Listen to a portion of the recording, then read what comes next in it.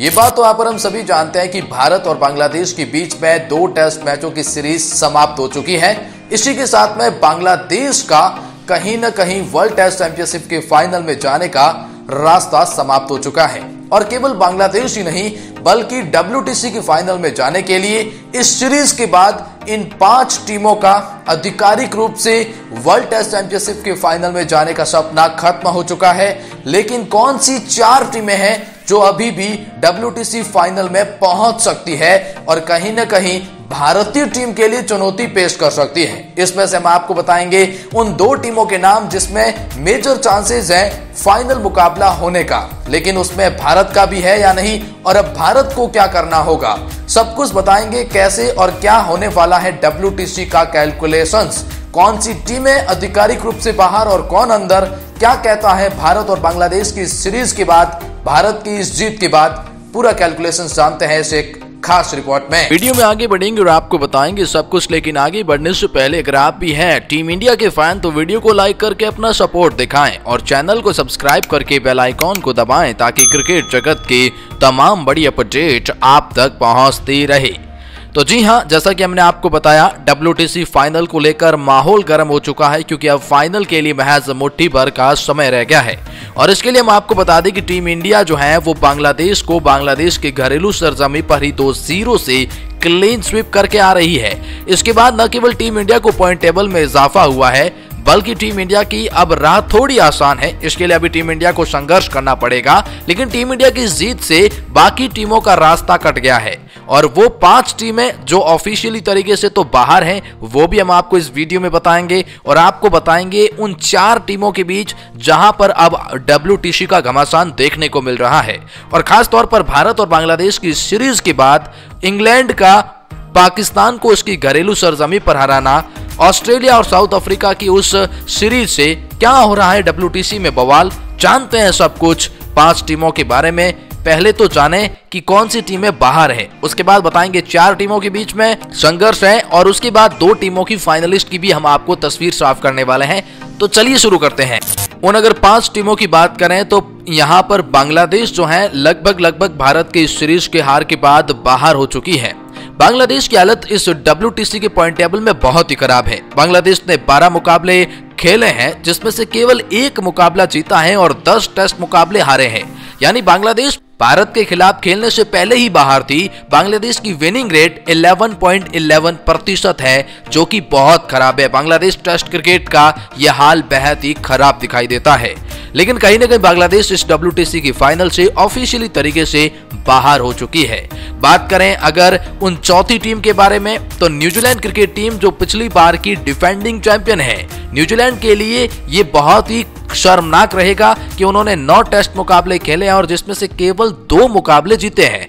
अब बचे हुए मुकाबले अगर आप जीत भी जाते हैं न्यूजीलैंड तो आप WTC फाइनल को क्वालिफाई नहीं कर पाएंगे और कहीं ना कहीं न्यूजीलैंड जो चैंपियन है वो इस तरीके से बाहर हो गई है, ये एक शर्मनाक है। और इस लिस्ट में चौथे पायदान पर जो है न्यूजीलैंड क्रिकेट टीम है जो ऑफिशियली तरीके से बाहर हो चुकी है।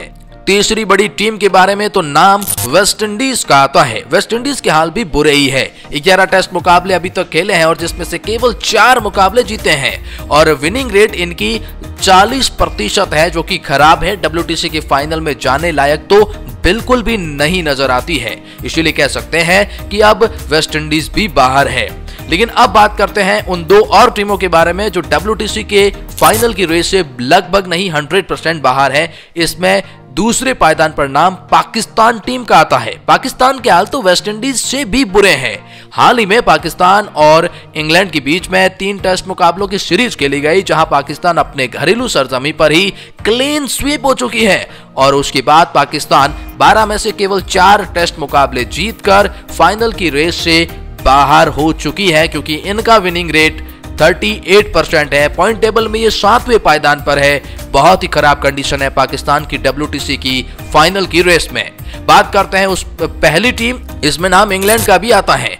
इंग्लैंड क्रिकेट टीम ने टोटल 22 मैचेस खेले हैं, जिसमें से केवल 10 मुकाबले जीते हैं और WTC की पॉइंट टेबल में इनकी विनिंग रेट है वो 46% ही है। हालांकि पाकिस्तान को उसकी घरेलू सरजमीं पर क्लीन स्वीप किया, इससे इंग्लैंड को तो कोई फायदा नहीं, लेकिन पाकिस्तान का बेड़ा गर्क कर दिया। वो अब किसी भी हालात में क्वालिफाई नहीं कर पाएंगे। तो ये 5 टीमें, जिसमें England, Pakistan, West Indies, New Zealand cricket team और बांग्लादेश ऑफिशियली तरीके से बाहर है। इनका WTC की फाइनल की रेस से कुछ भी लेना देना नहीं है।